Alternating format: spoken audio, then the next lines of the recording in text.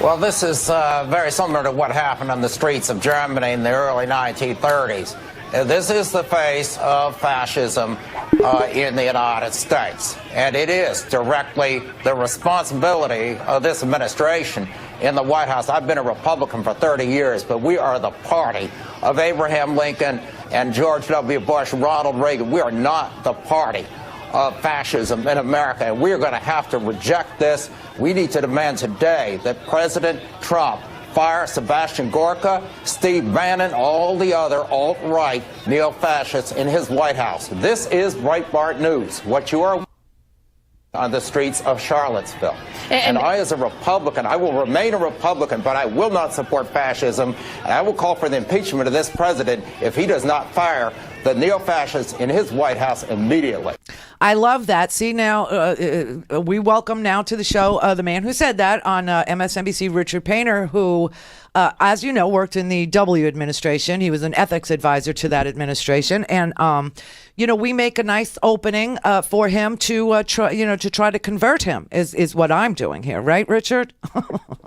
Well, I think right now we want to focus on avoiding the extreme elements in our society that are seeking to really to grab power. And this is a very dangerous situation that's been created in recent years. And I think we do need to discuss what's going on with this so-called alt-right, which started out on the Internet.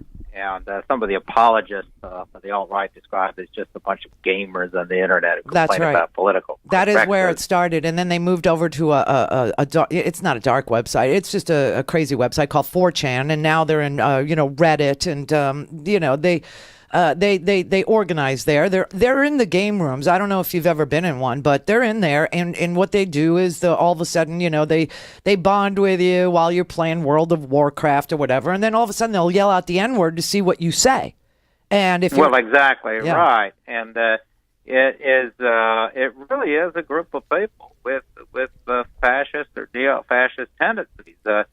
It's not just a bunch of gamers. They use the gaming community, people who play on the Internet, to try and recruit people, just like radical Marxists would use various venues to try and recruit people, including respectable universities. But at the end of the day, the alt-right movement is a violent movement. It is a neo-fascist movement. It is extremely racist.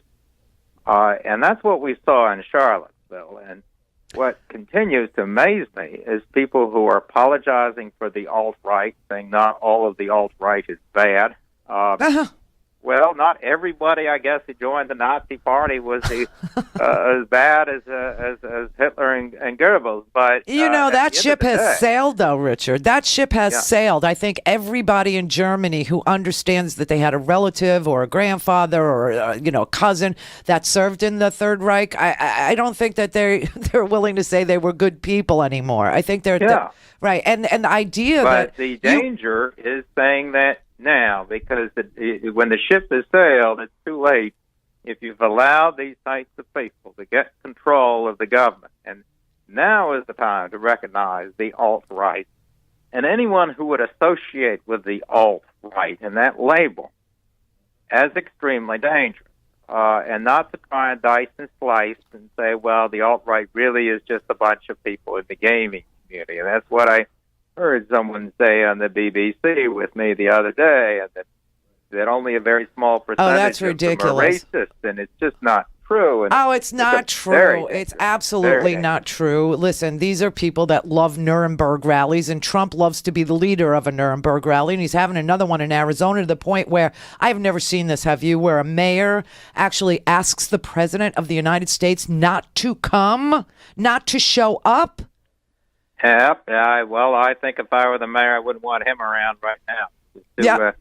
Radioactive, and he won't let go. I mean, today he's talking about, well, we're going to lose all these Confederate statues. I mean, that's his big issue, losing the Confederate statues around the country. And And what's going on is a lot of cities in the South, including Charlottesville, have recognized that they have a diverse population. Only a small fraction of people who are actually descended from rebels in the Civil War, and they want to move on and put statues in a museum and have statues in public places that represent all of America. I know. I saw his tweets today about these beautiful statues. And, these are statues of pure intimidation is what they are. He tweeted today, you can't change history, but you can learn from it.